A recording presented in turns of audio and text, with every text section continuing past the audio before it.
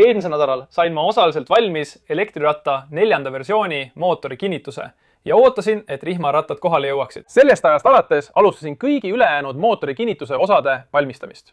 Kuna mootori kinnituse plaadid peavad olema täpselt eraldatud ja täiesti paralleelsed, sest sinna paigaldatakse laagrid ja läbi nende läheb ka võll, pidin tegema mõned distantsid, mis hoiaksid kahte plaati täpselt 43 mm kaugusel üksteisest.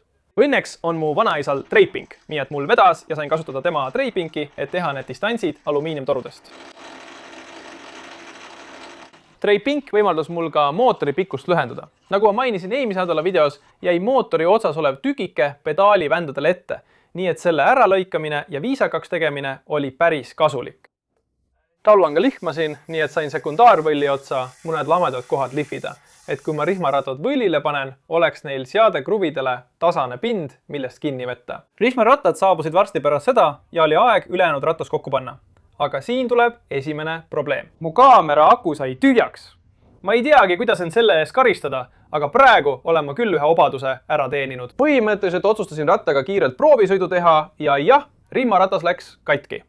Ning mul pole selle purunamisest ühtegi kaadrit. Mis siis juhtus? Põhimõtteliselt kiirustasin ma disainiga, et proovida see nädalaga valmis saada. Kui sa oled vaadanud seda rihmaratta videot, siis tegelikult tegin ma ühe nädalaga 2 versiooni ja jätsin 2 silma vahele väga lihtsa disaini vea. Selline näeb välja üks rihmaratta kodar enne, kui see katki läheb. Ja sellised näevad nüüd välja kõik 6 rihmaratta kodarat. Tundub, et kodara alumiste poltiaukude ümber on lihtsalt liiga vähe materjali, nii et kui mootorist tuleb pöördemoment, avaldab see parempoolsele poltile ülespoole suunatud jõudu ja vasakpoolsele poltile allapoole suunatud jõudu, rebides vasakpoolse poldi oma august välja. Põhjus, miks selles kohas nii vähe materjali on, seisab selles, et rihmaratas peab mahtuma ratta ketas piduri rummu peale, mille läbimõõt on 52 mm. Nii et vahetult enne kodarate kujundamise lõpetamist pidin ma kõikide kodarate alumisse ossa lõikama selle 52 mm läbimõõduga augu, et need mahuksid selle rummu peale. Tegelikult tegin ma enne selle kodara väljalõikamist Fusion 360 ka mõningaid konstruktsiooni analüüse või simulatsioone. Siiski sain ma mõningaid ebausaldusväärseid tulemusi. Kuna mul pole aimugi, kui palju pöördemomenti see elektrimootor tegelikult toodab, pidin ma uuesti vaatama üht oma 3. versiooni elektriratta videot, kus kasutati sama mootorit. Ma panen ka mootori lingi alatavasse kirjeldusse, sest mõned inimesed küsisid seda minu eelmises videos. Ja ma avastasin, et ratas kiirendab 0 kuni 30 miili tunnis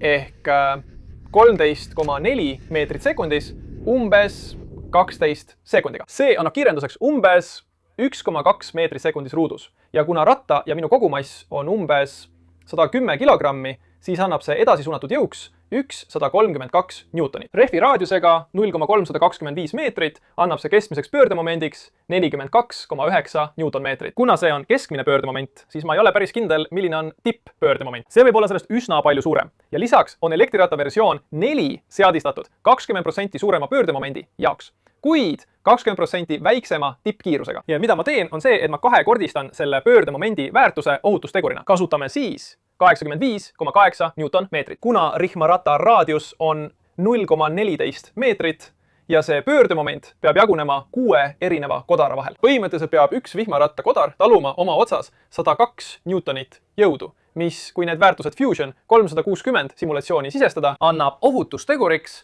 2,16. Mis tähendab põhimõtteliselt seda, et rihmaratta kodar peaks suutma taluda 2 korda suuremat jõudu ilma purunemata. Nüüd, insenerid, ma kasutasin tõepoolest kõige väiksemat võimalikku võrgusilma suurust ja arvuti arvutas seda päris kaua. Aga ma pidin seda tegema, et saada võimalikult täpne tulemus, kuid see polnud ikkagi õige. Nii et ilmselgelt pärast seda, kui päris rihmaratas iseennast hävitas, otsustasin ma minna tagasi Fusion 360 simulatsioonide juurde. Ja sain aru, et olin katseid täiesti valesti läbi viinud. Alguses kinnitasin rihmaratta poltiaukude juurest altpoolt ja siis rakendasin horisontaalset jõudu siia auku.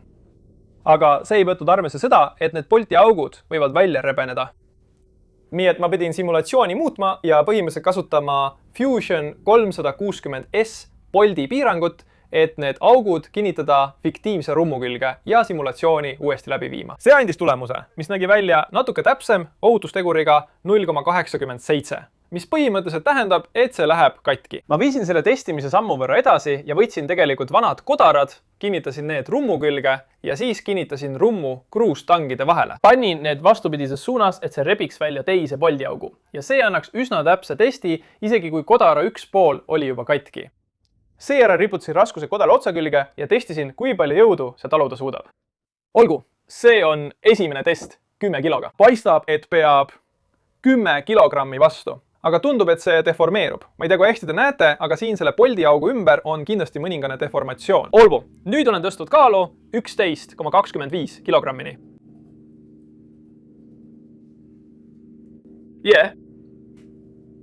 Aeglaselt langetan kaalu.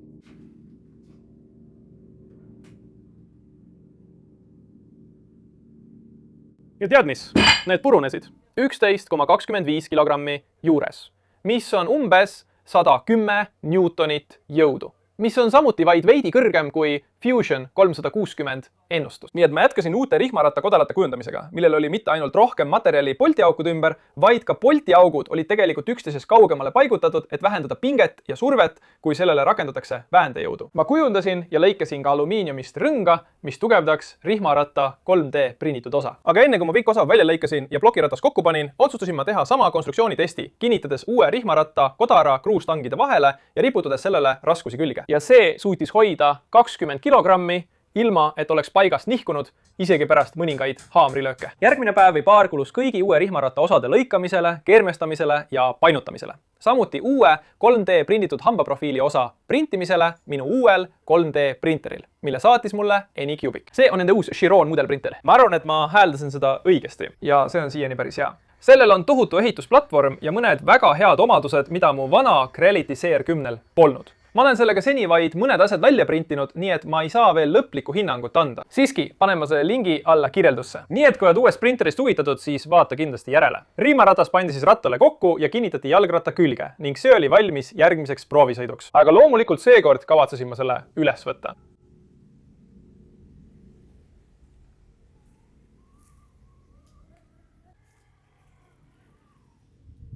Jah, see läbis esimese testi, ületades kõnnimiskiiruse. Siis põhjustas veidi suurem pöördemoment rihma libisemise. Aeg lisada veidi rohkem pinget.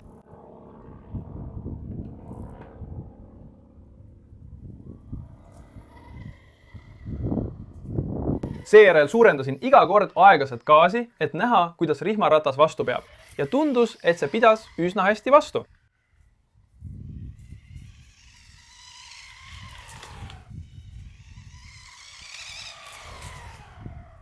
Kuid probleemid sellega ei lõpe.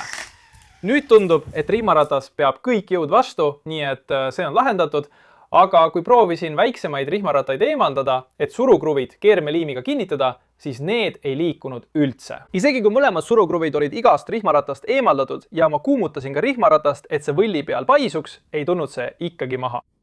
Põhimõtteliselt juhtus see, et roostevabast terasest võll oli üsna pehme ja surukruvid, mis seda võllile kinnitasid, olid end roostevabasse terasesse sisse kaevanud. Ja mootori pöördemomendi tõttu suruv kruvi oli sisuliselt roostevabast terasest tükikese lahti murdnud. Ja see tükk oli kiilunud end rihmaratta alumiiniumisse, sisuliselt lukustades rihmaratta võllile. Pärast päris palju haamerdamist ja tangidega rihmarataste kallal töötamist, püüdes samal ajal mitte rihmarataste hambaid ära rikkuda, õnnestus mul need lõpuks maha saada. Kuid seejärel pidin leidma karastatud roostevabast terasest või karastatud terasest võlli asenduseks.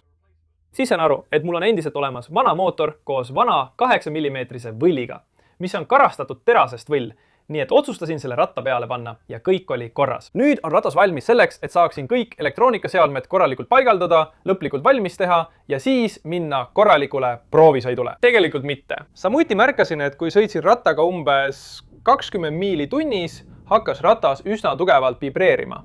Ja ma arvan, et see oli mingi resonanssagedus, mille põhjustas kas väike rihm või sekundaarne veovõll. Ma pean lihtsalt video mõneks sekundiks pausile panema. Tulin kuuri, et filmida esimese rihmaratta ülekandeastme vibratsiooni.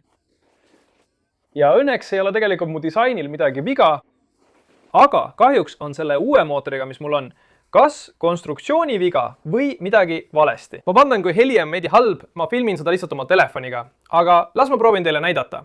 Ma olen kõik rihmad lahti ühendanud ja vibratsioon on ikka olemas, nii et tundub, et mootor on tasakaalust väljas. Nagu näete, see siin on mootori väljund võll ja sellel reduktoril ei ole ühtegi rihma ühendatud. Ja tagumine ratas on ilmselgelt ohutuse huvides rihmast lahti ühendatud. Ja kui ma annan teatud pööretel gaasi, kuuled sa väga tugevat vibratsiooni.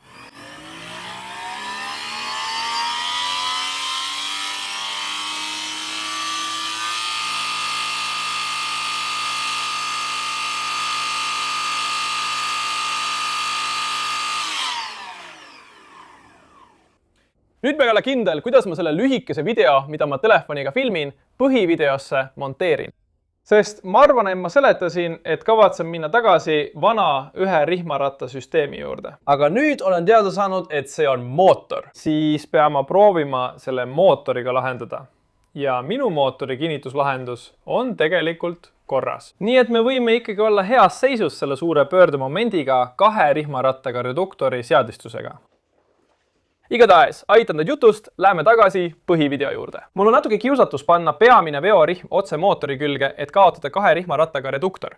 Aga siis kaob kogu mõte, et sellel elektrialgatel oleks palju pöördemomenti ja mu eelmise nädala video oleks täiesti mõttetu, sest ma peaksin kogu mootori kinnituse uuesti tegema. Nii et sellises seisus ongi minu elektrijalgatus praegu. Ma ei ole päris kindel, mida edasi teha. Ma loodan, et kogu see rihmaratta analüüs ja selle konstruktsiooni lagunemine pakkus teile huvi. Ma pean kogu projektist korraks eemalduma ja veel natuke mõtlema, mida ma edasi teen. Ma eelistaksin pigem seda teha, kui astuda veel üks samm edasi ja siis jälle 2 sammu tagasi. Nii et jah, ma tahan veidi rohkem aega kulutada, et seda korralikult välja töötada. Ma ütlesin juba projekti alguses, et ma ei hakka sellega kiirustama, aga elektriratta omamise elevus sai minust võitu ja ma kiirustasin ikkagi. Ma pean ka mainima, et järgmisel nädalal videot ei tule. Ma tahan hakata jälle tegema täispikki projekti videoid iga paari nädala tagant.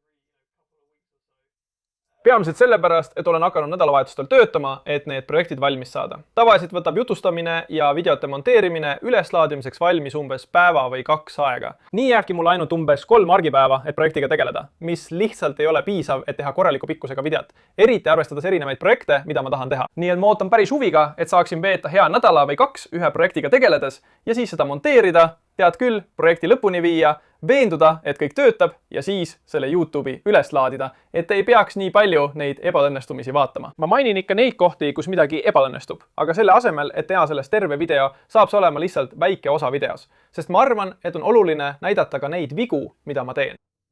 Aga jah, ma lihtsalt ootan, et saaksin iga projekti jaoks veidi rohkem aega võtta. Samuti on mul järgmiste nädalate jooksul mõned koostööprojektid tulemas, nii et järgmise videoni ei pruugi väga kaua minna, ilmselt umbes 2 nädalat. Nii et ma ei lõpeta iganädalaste videote tegemist täielikult. Ma lihtsalt ütlen, et ma ei hakka projekti kiirustades valmis tegema ainult selleks, et see nädal oleks välja saada, kui see pole valmis ja ei tööta. Nii et kui te ei näe minult reedel videot, siis ärge muretsege. Ma lihtsalt kulutan projektile natuke rohkem aega. Olge läinel, sest mul on tulemas koostööprojekte. Ja ka elektriratas ei ole veel päris maha kantud. Võib-olla pean selle peale lihtsalt veidi rohkem aega kulutama. Ja jah, tahaksin teid väga tänada vaatamise eest ja kui teile see video meeldis, siis palun pange pöial püsti. Kui oled minu kanalil uus, siis palun vajuta tellimise nuppu. Suur tänu kõigile oma toetajatele, kes mind toetavad. Tänu teile saavad need mitte just iganädalased videod teoks. Laen Patreoni üles, kaarditaguseid asju saate fotode kaudu teada, millega ma tegelen.